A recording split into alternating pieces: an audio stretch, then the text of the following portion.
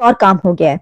और काम ये हुआ है कि US imposes sanctions on suppliers to Pakistan ballistic missile programme. America ने पाकिस्तान के बैलिस्टिक मिसाइल प्रोग्राम में मुबैना ताउन पर 4 कंपनियों पर पाबंदी आयद कर दी है। उनके बकौल ऐसे शवाहिद मिले हैं कि वो पाकिस्तान के साथ जो इंगेज कर रहे थे, वो पाकिस्तान का जो बैलिस्टिक मिसाइल प्रोग्राम है और लॉन्ग रेंज जो मिसाइल प्रोग्राम है, उसमें पाकिस्तान को अहम जो कंपोनेंट्स वो फराहम कर रहे थे। बिल्ली के ख्वाब में छींचड़े आएंगे।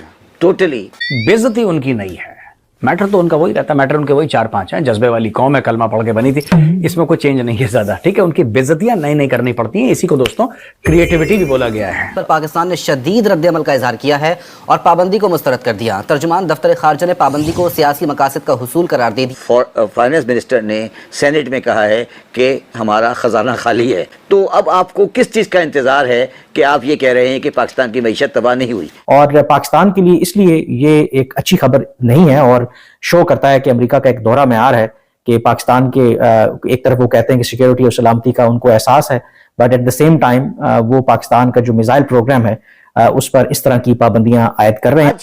पाकिस्तान के पास क्या है? 1 रुपया आया, उसने आगे दे दिया, 1 रुपया वापस। तो अब इसमें और दिवालिया में क्या फर्क है? भारत से वो लड़ता रहना चाहता है, क्योंकि पाकिस्तान में ये जो जज्बे वाली कौम है, जो कलमा पढ़ के मुल्क बना था ना, इनमें uniting factor hatred for India, इनका और कोई यूनाइटिंग फैक्टर नहीं है। पाकिस्तान तो पपिट इन चेन है, क्या पपिट इन चेन है, कठपुतली है अमेरिका। तो वो बेसिकली ये शो करना चाह रहे हैं कि इंडिया जो है वो मतलब ये नेहा यानी के इलाके का डॉन है। नहीं, हमें जो बताया जाता है कि वाहिद इस्लामिक कंट्री है जो एटॉमिक पावर है, तो ये सारे पूरी दुनिया के मुसलमानों की हिफाजत हम ही करने का जिम्मा हमारे सर पे है। लेकिन किसने कह दिया आपसे?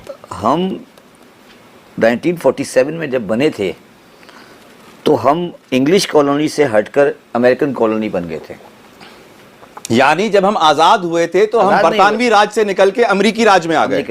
दूसरी तरफ अगर आप देखें, भारत उनके साथ अब उनके एक स्ट्रेटेजिक ताल्लुकात हैं, क्योंकि उनका जो लार्जर ऑब्जेक्टिव है ऑफ कोर्स चाइना को काउंटर करना, तो उसके लिए उनके साथ उनकी सीरीज ऑफ डिफेंस एग्रीमेंट्स हैं, जिसमें हर तरह की जो डिफेंस कैपेबिलिटी है वो भारत को प्रोवाइड कर रहा है। ये है कि अमेरिकी जो दफ्तर खारजा है उनकी तरफ से एक बयान जारी किया गया है, जिसमें 4 कंपनियां, 3 चाइनीज और 1 बेलारूस की कंपनी है, जिन पर यह इल्जाम लगाया गया है कि वो पाकिस्तान का जो मिसाइल प्रोग्राम है उसको परवान चढ़ाने में या फरोग देने में पाकिस्तान की मदद कर रहे हैं। और उसकी बुनियाद पर इन 4 कंपनियों पर अमरीकी कवानीन के तहत पाबंदियां आयद कर दी गई हैं। जय हिंद दोस्तों। तो जो पाकिस्तान इस समय अमेरिका का गुलाम है पूरी तरह से, पहले इमरान खान की जब सरकार थी जब चीन का गुलाम था पूरी तरह से, अब है अमेरिका का गुलाम।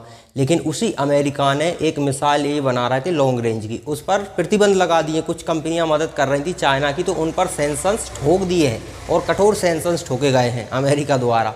तो अब ये सैंक्शंस कैसे लगा दिए गए? पाकिस्तान तो वही कर रहा है जो अमेरिका कह रहा है, लेकिन सैंक्शंस कैसे लगा दिए गए? क्या इससे भारत को खतरा? इसलिए देखिए, पाकिस्तान बहुत करीब है भारत के, और चाइना द्वारा दी गई हुई, अमेरिका द्वारा दी गई हुई मिसाइल वगैरह हैं जो भारत को कवर करती हैं। लेकिन यहाँ पर मुद्दा भारत का नहीं है, भारत को खुद देखना है कि कहीं से भी कोई अटैक होता है उसे हम रोकने में कैपेबल हैं या नहीं। सामने वाला कोई सी मिसाइल बनाता रहे, इससे हमें फ़र्क नहीं पड़ना चाहिए, हम उसकी काट निकाल सकते हैं या नहीं ये हमारे ऊपर डिपेंड करता है। तो यहाँ भारत की सुरक्षा को लेकर क्यों फिक्र करेगा अमेरिका? वो तो चाहता ही है कि पाकिस्तान मजबूत हो तो हम भारत दबाव में रहे। इजराइल की सुरक्षा के लिए तो इजराइल से भी उन्हें कोई ख़ास मतलब नहीं है। हाँ, उस एरिया को कंट्रोल करने के लिए इजराइल की ज़रूरत है, बाकी पाकिस्तान पर सैंक्शंस नहीं लगाएंगे वो। इनको खतरा है अमेरिका को देकर। अमेरिका डर रहा है कि पाकिस्तान ऐसी मिसाइल बनाता है जो काफ़ी दूर तक मारक क्षमता रखती हैं, तो वो अमेरिका तक भी पहुंच सकती हैं। और क्योंकि अभी आपने देखा कि इमरान खान की सरकार थी तो प्रो चाइना थे ये लोग, तो कुछ भी हो सकता है। इसलिए पाकिस्तान का मजबूत होना आज नहीं तो कल भविष्य में अमेरिका के लिए खतरा बनेगा। क्यों बनेगा? क्योंकि आप अमेरिका के मॉडल को देखिए, अमेरिका पाकिस्तान को पालता आया है। पूरा पाकिस्तान में जितने भी जनरल वगैरह जिनके पास अनाधुंध पैसा रहा है वो सब अमेरिका का दिया हुआ है। लेकिन सबसे ज़्यादा नफरत आपको पाकिस्तानियों के अंदर मिलेगी अमेरिका को लेकर। क्यों मिलेगी? क्योंकि एक पार्टी पैसा खा रही है अमेरिका से, दूसरी पार्टी कह रही है कि अमेरिका हमें गुलाम बनाए हुए हैं। सो पब्लिक के माइंड में आ गया, पब्लिक तो वो चूरन वाली है, तो उसे कुछ भी जमा दो तो उनको लग गया हाँ अमेरिका हमें गुलाम बना कर रखे हुए। तो इस माइंड सेट के हिसाब से कोई ऐसा लीडर आ जाता है भविष्य में, जैसे कि इमरान खान था, तो अमेरिका के लिए खतरा हो सकता है। इसलिए अमेरिका वहाँ तक जाने ही नहीं देना चाहता, इसलिए सेंसर्ड हो गए हैं। तो चलिए पाकिस्तान का मीडिया अपने मालिक अमेरिका के बारे में क्या कहता है वो देखते हैं। इसी के साथ मैंने आपको ये भी बताया है कि इब्राहिम रईसी की टीम पहुंच चुकी है, क्योंकि इब्राहिम रईसी पाकिस्तान जा रहे हैं 22 को, 2 दिन के बाद। और IMF के लिए पाकिस्तान का डेलीगेशन अमेरिका में आया हुआ है। तो जरा आप थोड़ा सा जरा इधर उधर हो के पतली गली से उधर निकलेंगे तो आपके सामने तस्वीर जो है ना वो वाज़ेह होती चली जाएगी। तो इसीलिए कहते हैं कि हालात और वाकयात को देखते हुए जो है वो पॉलिसीज बनानी चाहिए और इस तरीके से करना चाहिए। अब देखिए कि अमेरिका की तरफ से अभी मैं देख रही थी कि एक स्टेटमेंट आई मिस्टर लॉयड ऑस्टिन की, जिसमें उन्होंने ये कहा कि अमेरिका और इंडिया का जो वो इंजन बनाने के लिए जो दोनों ने मिलकर एक प्लान बनाया है और उसके लिए जो दोनों का एग्रीमेंट है वो एक रेवोल्यूशनरी प्रोग्राम है। लॉयड ऑस्टिन साहब ने ये कहा है अमेरिका और इंडिया का। और हमने ये भी देखा कि पिछले कई सालों के अंदर इंडिया के साथ अमेरिका के काफी एग्रीमेंट्स हुए हैं। ना सिर्फ इसके, बाकी एग्रीमेंट्स तो इकोनॉमी के एग्रीमेंट्स तो होते ही हैं, लेकिन असलहे के हवाले से भी काफी एग्रीमेंट्स। और बल्कि ये भी हमने देखा कि इंडिया की बहुत सारे ऐसे जो कि make in India, made in India, ये कैंपेन चलती रही। उन्होंने काफी ऐसी जो हैं वो बनाए अपने जेट्स और जिसकी कई मुल्कों के साथ उनकी हुई और अमेरिका के साथ भी उनकी जो है मिलकर काफी ऐसी चीजों पर हो रही है। तो देखिए कि वो कहाँ खड़े हैं और वो कहाँ खड़े हैं। सर ये खिलवाड़ कब से चला आ रहा है और कब तक आपको लगता है चलता रहेगा? देखो यार, मैंने आपसे एक बात शुरू में जब की थी ना, जब मैंने कहा था कि पाकिस्तान इकोनॉमिकली तबाह हो गया है। इकोनॉमिकली तबाह का मतलब ये नहीं होता कि पाकिस्तान डिफ़ॉल्ट कर गया है।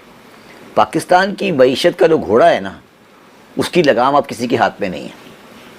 पागल हो गया, आवारा हो गया है। आवारा हो गया, जहां चाहे भागे, जहां भागे और हवा जहां चले। और अगर कोई नहीं, और अगर कोई ये समझता है कि वो घोड़े को लगाम दे देगा तो वो बेवकूफ़ है, या वो बेवकूफ़ बना रहा है। बेवकूफ़ बना रहा है या बना रहा है या है, उसको पता ही नहीं कि घोड़ा कितना बेलगाम हो गया। तो दोस्तों, दुनिया के सभी देश अपने हितों को देखकर चलते हैं। अमेरिका ने भी वही किया है पाकिस्तान पर सेंसन्स लगाकर। लेकिन पाकिस्तान एक अनोखा देश है जो हित नहीं देखता, जो धार्मिक तौर पर चलने वाला देश है।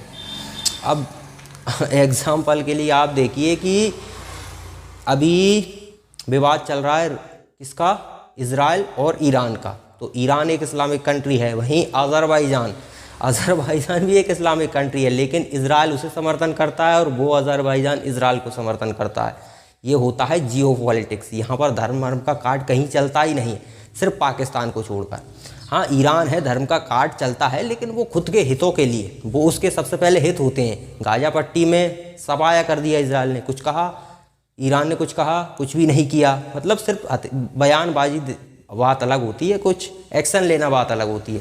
हथियार दे सकता है, हथियार देना और सीधा सीधा। फिर क्या हुआ, हूतियों पे हमले होते रहे अमेरिका द्वारा, तब भी ईरान ने किसी पर अटैक नहीं किया। और जो हिजबुल्लाह था उस पर भी इजराइल ने काफ़ी हमले किए, फिर भी ईरान की तरफ से कोई रिस्पॉन्स नहीं आया। लेकिन जैसे ही इजराइल ने एम्बेसी उड़ाई जिसमें कुछ कमांडर थे ईरान के, वो मारे गए, तो इजराइल पर सीधा सीधा अटैक ईरान ने किया। इसे कहते हैं अपने देश के हितों को साधना। तो अपने देश पर जब बात आती है तो हर देश इसी प्रकार से रिएक्शन लेता है। बाकी इन लोगों को लगता है कि हाँ, धर्म के आधार पर ही जो भी होना है वो होता है। पैसा चाहिए किससे, अमेरिका से, और विरोध कर रहे हैं इजराइल का। इजराइल जबकि अमेरिका का एक पार्टनर कह सकते हैं, तो आप उसका विरोध करने के बाद आप सोचो कि आपको पैसे भी मिल जाएँ, तो ये संभव नहीं है। आपके ऊपर सेंसन्स लगा दिए जाए ना, तो इजराइल सरवाइव कर रहा है किस चक्कर में, रूस और चाइना के चक्कर में। आप सरवाइव नहीं कर पाओगे, रूस आपको मदद दे ही नहीं सकता, चाइना थोड़ी बहुत दे पाएगा, क्योंकि रूस नहीं दे सकता भारत के चक्कर में। आप उस स्टेज में हो, तो ये आपको समझने की ज़रूरत है कि दुनिया धर्म से नहीं चलती है या जज्बा मजबे से नहीं चलती है, दुनिया चलती है पैसे से और अपने हितों को साधने से। यही पूरी दुनिया में हो रहा है, सिर्फ पाकिस्तान में ऐसा होता हुआ नहीं दिखाई देता।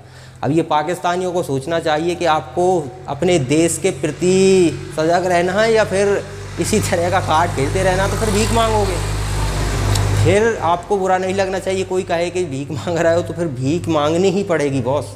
जो देश अपने हितों को लेकर तटस्थ नहीं रहता है उसके साथ ऐसा ही होता है। देखो, आपको कुछ चीज़ें कॉम्प्रोमाइज़ करनी पड़ती हैं। अगर आप किसी देश से अपने हित ठीक नहीं कर पा रहे हो, मान लीजिए कोई ऐसा देश है जो पावरफुल है, जो आपको झुका सकता है, तो आपको नरम ही होना पड़ता है, क्योंकि आपको अपने देश के हित देखने, अपनी पब्लिक का भला देखना। लेकिन पाकिस्तान के जो हुक्मरान हैं उन्हें पब्लिक से कोई लेना देना ही नहीं है, और वो पब्लिक भी वैसी ही है। हालांकि इसमें दोष उनका नहीं है। देखिए, जहाँ की जनता लोभी, लालची और पता नहीं कैसी भूखमरी टाइप की जनता होगी, वहाँ कुटिल शासक ही राज्य करते हैं। समझदार व्यक्ति वहाँ राज्य नहीं कर सकते। आप पाकिस्तानियों से कहिए कि डेवलपमेंट करेंगे हम आपका, आपको वोट नहीं देंगे, ये लोग आपके समर्थन में खड़े नहीं होंगे। आप कह दिए कश्मीर, फिलिस्तीन का नाम ले दिए, पूरी पब्लिक आपके साथ खड़ी हो जाएगी। तो जैसी पब्लिक वैसे राजा, उसमें समस्या क्या है?